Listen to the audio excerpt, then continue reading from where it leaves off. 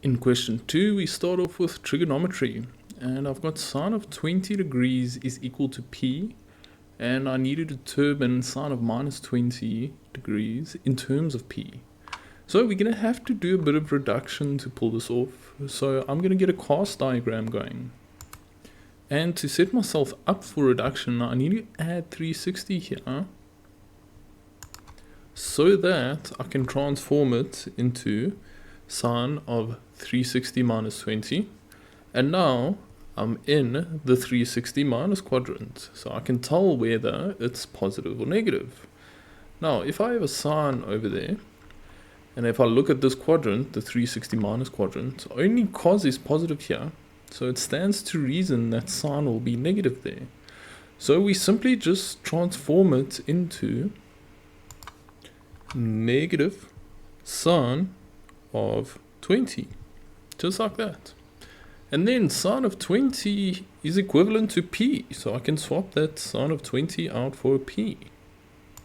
And the negative will just stay in front because it's still being multiplied by that. And there you have it, there's your final answer. And your 2 marks come from the correct reduction with the 360 minus quadrant and the correct answer of minus p. Next up, we need to get sine of 160, so I can smell some more reduction coming, my bro. So if I have a look at the size of 160, it's in between 90 and 180, so it's going to fall in the 180 minus quadrant. So I want to transform this 160 into 180 minus something. Okay, so I think 180 minus a sneaky little 20 will get the job done, my bro. So you just slap in a 20 there, and you've just got to make sure this is equivalent to 160. 180 minus 20 does give you 160. Okay, now we can reduce. We're in the 180 minus quadrant, so sine is positive over there. So this whole mess will just transform into sine of 20. And now we've successfully reduced it. Okay, sine of 20 is the same as p, but so we're going to switch it out once again. And we're left with a toasty little p as our answer, bro. Okay, your 2 marks, much like the last question, come from the reduction as well as the final answer of p. And next up, they ask us for 1 minus sine squared of 70. Okay, so I smell something. Okay, before I show you what we're going to do, we've got to deal with this square. So we're going to put it on the outside like this. We just wrap sine in a bracket and put the square on the outside. And now, you see 70 and 20. If I add those numbers together, it gives me 90. And what that triggers in my brain is to think of cofunctions. So your cofunctions are the 90 minuses and 90 pluses. So what I'm going to do with the 70 is I'm going to break it up into 90 minus 20 so that I can use a cofunction. And after I break that 70 up into 90 minus 20, I'm going to look for the cofunction with sine of 90 minus. Hey, how's that, but? Right, so it's just going to change to cos of theta. So let me just walk you through how it works. So this theta can be anything. I can change them both to 30s. And presto mundo, we've done cofunctions with numbers. So applied to our scenario over here, this sine of 90 minus 20 will simply just change into a cos 20. Again, once I've got the cofunctions out the way, I'm going to distribute the square back in, so I'm going to move it back there. And now I can smell something. Can you smell it? It's an identity, but she's on the loose. So if I have a 1 minus cos squared, if you look over here, 1 minus cos squared will change into a sine squared of that same angle. So this whole thing will change into sine squared of 20 using this identity over here. Again, then we're almost home safe. Okay, I'm just going to gently walk you through how to deal with the square, because we know sine of 20 is p, but the square, we just take it to the outside like we did earlier. And when we take it to the outside, we can make the replacement. So sine of 20 is the same thing as p, so we'll change that guy to a p. and the square will just chill on the outside, and then I can get rid of the brackets. There's no need for them anymore. And we've arrived at the final answer. It's b squared. Alright, let's have a look at the marks. Okay, so 1 mark for the cofunction, 1 mark for using trig identities, and 1 mark for the final answer. In question 2.2, we've been asked to simplify to a single trigonometric ratio without the use of our sakrekenaar. So we analyze things one thing at a time. So I'm going to direct my focus on this tan of 225. So if the angle is bigger than 90 degrees, I definitely want to reduce it with my cast diagram.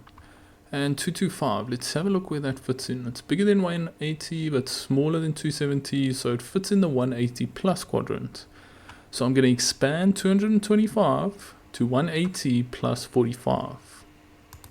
And if you're having a little bit of trouble getting that 45, you can just say 225 minus 180 on your calculator, and it will pop out that 45 for you. Okay. Next up, we're going to chuck that minus over there, just like that. And then we're going to focus on the sine. And then it's sine of 180 plus theta, which places it inside of this quadrant. And in this quadrant, only tan is positive, so sine has to be negative. So that's going to change to negative sine theta, and then just wrap that in a bracket, my bro. And it's starting to look simpler already after I change that sign. Okay, now we're going to deal with this cos of theta plus 90. And when I see a theta plus 90, the alarm bells are going off, my bro. Cofunctions. So I've got to find cos of theta plus 90. So it's not that one, not that one. Hey, how's it? Cos of theta plus 90. Okay, and just before we use this cofunction, you can see here they wrote it like kind of in the wrong order. Theta plus 90 doesn't quite match up with this. But just remember the order of addition does not matter. So imagine theta was 20. 20 plus 90 is 110. 90 plus 20 is 110. So you get the same outcome either way. So you can swap these around quite freely. And now we're going to change this guy using our cofunctions, and he's going to change into a minus sine theta. And just remember, always wrap it in brackets, my bro.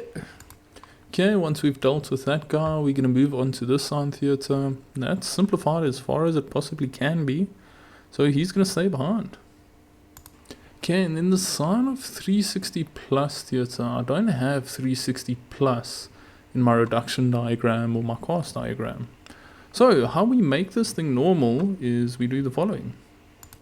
Subtract 360 degrees. So 360 minus 360, that 360 just disappears. It gives me 0. And I'm just left with plus theta. So inside this bracket, we're just going to get a simple sine theta. And I like to wrap both of these guys in brackets to help remind myself that I'm multiplying them. And then we just put that plus over there. And now we're going to focus on this cos theta. It's been simplified all the way, so it just stays. And then lastly, we have to deal with this cos of minus theta. There was a little bit of a mistake at the beginning of the question, but I have fixed it up since then. So how we normalize it is we add 360 in there. And what that does is it changes it into cos of 360 minus theta. So it sets me up beautifully for reduction in the next step. Okay, now we're going to go one by one again and sort these things out. Okay, so having a look at tan here, tan of 180 plus, that puts us in the 180 plus quadrant. And tan is positive there, so that's going to change to positive tan of 45. Okay, and then I'm going to keep that minus over there. And then minus sine theta times minus sine theta. A minus times a minus is a positive. Sine theta times sine theta is sine squared theta. Okay, now we've successfully sorted the top out. Now we're going to go to the bottom. Sine theta times sine theta is sine squared theta. And then I'm going to keep that plus cos theta next to it because I want to sort this out first. And cos of 360 minus places us in this quadrant, and cos is positive over there. So this is just going to change to cos theta. Okay, we are starting to inch our way closer. Tan of 45, I smell a special angle. And this is also a clue without using a calculator. So I've got to get my special angle triangle. Okay, so if I have a look at my special angle triangle with the 45 degrees, I'm going to be getting toa from Sokotoa. So it's basically going to be the opposite over the adjacent. So opposite the angle is root 2. And adjacent the angle is root 2. Adjacent just means next to. So it's going to be root 2 over root 2. And that minus sine squared theta at the top can stay. There's nothing really I can do to that just yet. Okay, at the bottom the sine squared theta can stay. And then cos theta times cos theta is cos squared theta. Okay, and then I smell a few identities coming our way. Right, so I'm just gonna zoom out a little bit and then we can carry on, but... Okay, any number divided by itself will be 1. And you'll see the calculator agrees with me. Yourself. And then at the bottom here, I'm smelling an identity. Cos squared plus sine squared theta is equal to 1, my bro. So I can change the bottom to 1. And then I'm also smelling an identity at the top, bro. 1 minus sine squared. 1 minus sine squared. It's going to change into a cos squared. Again, we're almost done. Anything over 1 is just itself. So like 7 over 1 is 7. So cos squared over 1 is just cos squared. And yeah, we are done. Yes, this test did a lot of things. This was a park down prawn if I've ever seen one, but... let's have a look where the 1700 marks come from. The first mark comes from your reduction of the sine into minus sine theta. Second mark comes from the cofunction. The third mark comes from this sine theta, how we changed that by subtracting 360. And the fourth mark comes from adding in that 360 and then getting a cos theta. Fifth mark comes from that little 1 over there. Engine number 1. And then the last mark comes from cos squared theta. In question 2.3, we've been given two trig equations. We've been told that k is greater than 0. And now we need to explain why beta lies between 270 and 360 degrees. Okay, to pull this off, we're going to have to isolate sine beta and cos beta. And when I say isolate, it's just a fancy way of saying get sine beta on its own. So over here, we're going to have to divide both sides by k to get it on its own. Over here, we're going to need to move the 1 over and then divide by k. And while we're analyzing the question, you see this k is greater than 0? That's like a really fancy way of telling you that k is positive. So if you convert that to English, it's a very powerful tool, and we are going to need that to crack this question. Okay, so let's isolate these guys. Let's start off with the sine. And as discussed earlier, to get sine on its own, I'm going to divide both sides by k. And then those k's cancel, and I'm left with sine beta equals minus 5 over k. Okay, now it's the cos's turn to get chisenyonket, my friend. Let's grab him and manipulate. Okay, now to isolate cos beta over here, I'm going to take that minus 1 over, and it becomes plus 1. And 0 plus 1 is just 1, so we get k cos beta equals 1. I then divide both sides by k, and then the k's on the left hand side cancel, and I'm just left with cos beta equals 1 over k. And now what I'm going to do is analyze these statements and use my cast diagram to explain why beta is sitting in between 270 and 360. So let's grab our cast diagram. So when I analyze this statement, if I look at k, we discussed earlier that they told us k is positive. So I know k is going to be positive. And if I look at the top, it's negative. It's negative 5. So if I have a negative divided by a positive, the overall result will be a negative. And now we know that sine beta will be negative. So we have a look at the cast diagram and we ask ourselves, where is sine beta negative? So it's positive here, so it has to be negative in these two quadrants. And I like to put little ticks in those quadrants just to keep track of where sine beta is negative. And bear in mind, you don't have to write sine beta is negative. You can write it more mathematically like this. You can say sine beta is less than 0. But I prefer the previous one, it just makes more sense to my brain. Okay, now it's the cos's turn to get chisenyonket, my friend. Alright, k is positive, as they told us earlier in the question. And then that one, it's also positive, there's no negative there. So a positive divided by a positive will give us a positive number. And with that, we can conclude that cos beta is positive. So we look at our cos diagram and we ask ourselves, where is cos positive? They are all positive in the first quadrant, so it will be positive there. And cos is positive in the fourth quadrant, so it will also be positive there. And now I have to choose the quadrant that meets both conditions. And that's quadrant 4, which is in between 270 and 360. So how we're going to wrap this up is like so. We firstly need to state that sine beta is negative and cos beta is positive in quadrant 4, as we discussed earlier. And then we wrap it up with a nice bow and say beta is an element that spans between 270 degrees and 360 degrees. And let's quickly have a look where the 4 marks come from. Okay, you get a mark for isolating cos, a mark for isolating sine, then isolating cos, a mark for a diagram, and a mark for your explanation. Next up, we are asked to determine the value of tan beta. And to do that, we're going to need to grab these guys. So I'm going to grab those two quickly. And I'm also going to need my classic SOHCAHTOA.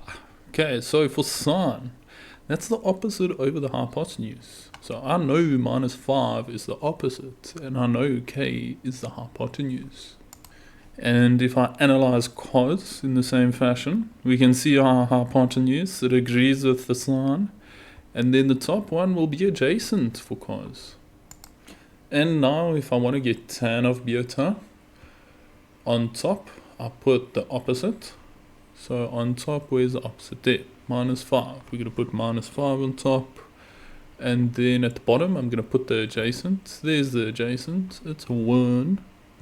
And then minus 5 over 1 can simplify to minus 5. So there's tan beta. It's minus 5, my bro. And wrapping up 2.3, we are asked to determine the numerical value of k without using a calculator. So we're going to have to do some Pythagoras to pull this off. And to actually understand what you're doing, I'm going to draw the diagram for you. You don't have to, but it's good to see it in your head. And just in case you're curious on how we're going to draw this. So we discussed earlier, we're going to be working in quadrant 4 in between 270 and 360. Then we know the hypotenuse is k, so I'll just put a k by the hypotenuse. And I know it's the hypotenuse because that 90-degree angle is pointing towards it. And then across from our reference angle, or opposite to our reference angle, is the minus 5. So we chuck that there. And then adjacent to the reference angle will be the 1. And that's how we draw our sketch. And now to find the value of k, I've got to do Pythagoras. So let's grab the Pythagoras theorem. So our hypotenuse always comes first. The hypotenuse squared equals the sum of the other two sides squared. So the hypotenuse is k. So I'm going to change this h to a k. And then it doesn't matter which one I put into a or b. It will give me the same result either way. I'm just going to grab that 1 and put it in a's place, which leaves minus 5 to go into b's place. And just remember your brackets, very important. Alrighty, so 1 squared is just 1. I keep the plus there. Minus 5 times minus 5 is positive 25. So I'll just get a 25 there. 1 plus 25 is 26. And then to get rid of that square, I square root both sides. And then I get k to be the square root of 26. We should get plus minus root 26. But a small rule with sketches is the hypotenuse is always positive. So we always choose the positive one. And then let's have a look where the 2 marks come from. First mark comes from substitution into Pythag, second mark comes from the final answer. In question 2.4, we've been given an identity and we need to prove the identity. So we're going to start off by grabbing the more complicated side of the equal sign. So the left hand side looks very complicated, so we're going to start off by grabbing the left hand side. And now I'm going to analyze the left hand side. Now the alarm bells are ringing. I see tans and I know an identity for tan. And these identities, you've got to know them off by heart. They are not given to you. So a tan theta is equivalent to a sine theta over a cos theta. So this tan of alpha, I can change it to sine alpha over cos alpha using that identity. So you can see the change happening over there.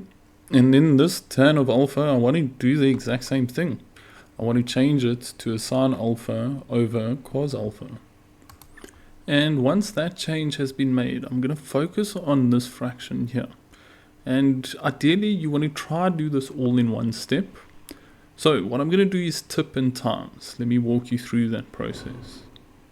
So I rewrite it in the form 1 divided by sine alpha cos alpha.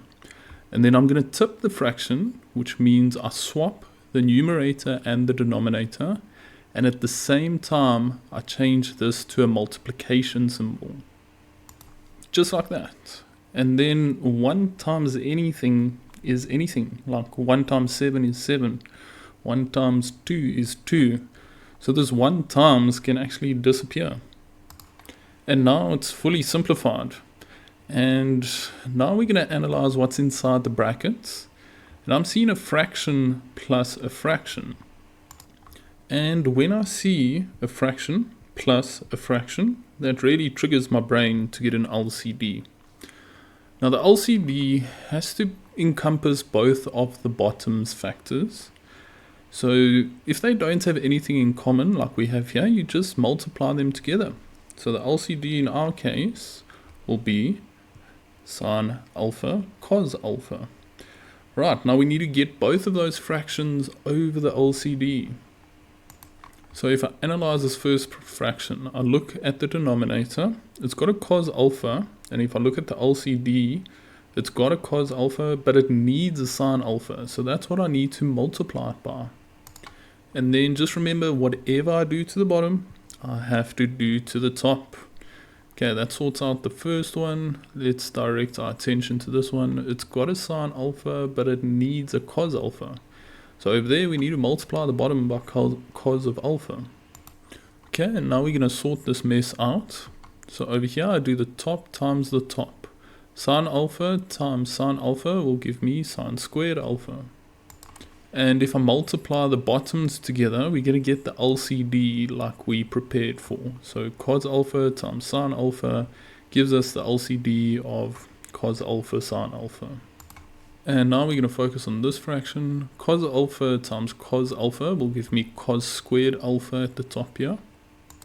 And at the bottom, I've got sine alpha times cos alpha, which will give me my LCD like I planned earlier. And now that they're both over the same denominator, we kind of morph them into one big fraction like this.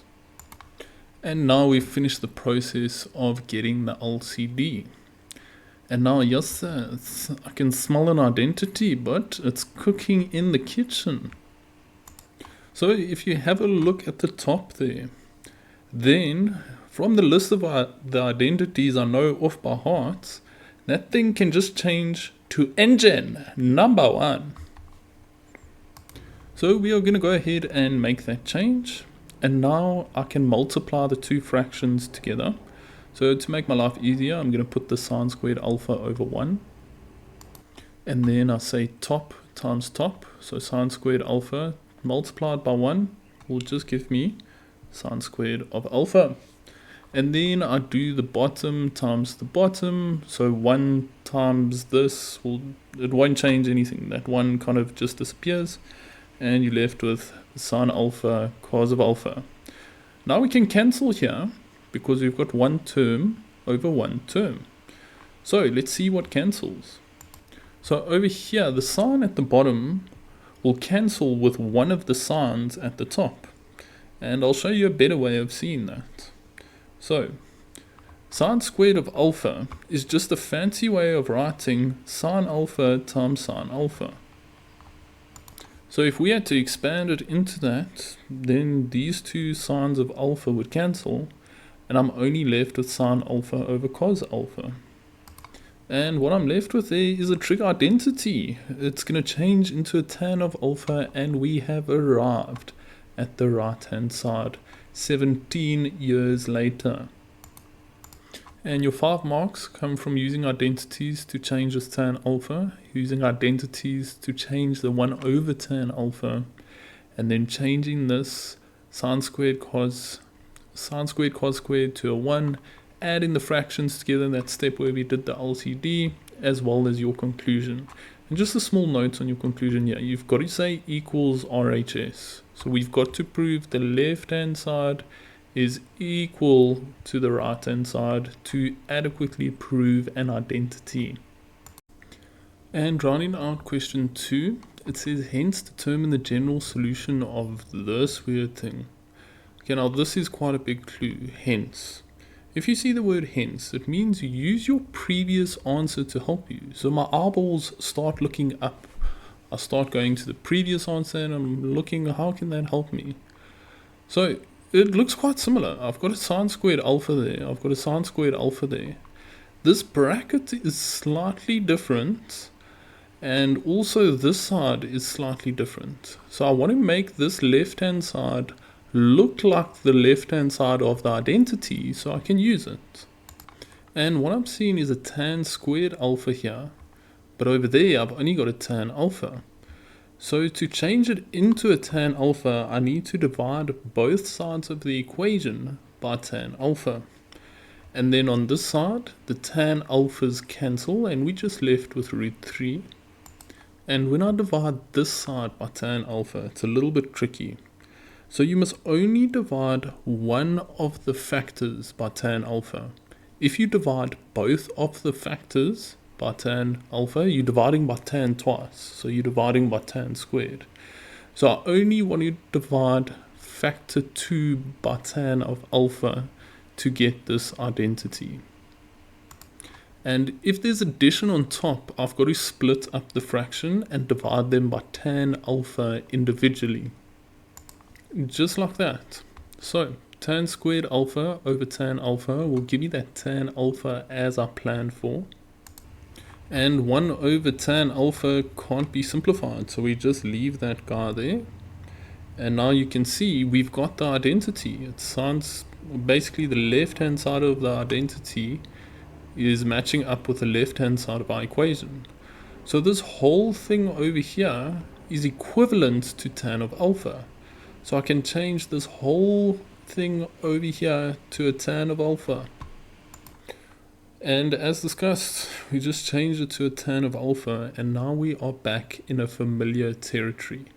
So now I can go ahead and get my reference angle as well as my quadrants and general solution. Okay, so I'm going to start off by doing a small cast diagram, and over here I can see that tan is positive because it's just positive root 3. And in my cast diagram, tan is positive in those two quadrants, the A and the T quadrant. But the beautiful thing about tan is you only need one general solution. So I'm only going to do the first quadrant because it's a lot easier than the third quadrant. Once we know what quadrant we're working in, we're going to get the reference angle. And how I get the reference angle is I take that tan over and it becomes shift tan. And then I put in the root 3 there. So shift tan of root 3 will give me a reference angle of 60 degrees. And then I start off my general solution like this for quadrant 1. And then I always put an angle on the left over here. And then because I'm in quadrant 1, I just put the reference angle straight over there. And then next to that, I'm going to have to say plus K180. I use 180 for tans and 360 for sines and coses. And then next to that, I've just got to put a semicolon with k is an element of integers. The Z with the 2 strokes is a short way of writing the word integers. And then we have reached our final answer. Now there are various methods to do general solutions. The method we did here is called the QRS method, which stands for quadrant, reference angle, and solution, just in case you're curious. Okay, let's have a look where the 4 marks are coming from. The first mark comes from dividing by tan of alpha. Second mark comes from using the identity to change the left hand side to a tan of alpha. Third mark comes from the general solution, and the fourth mark comes from k is an element of integers.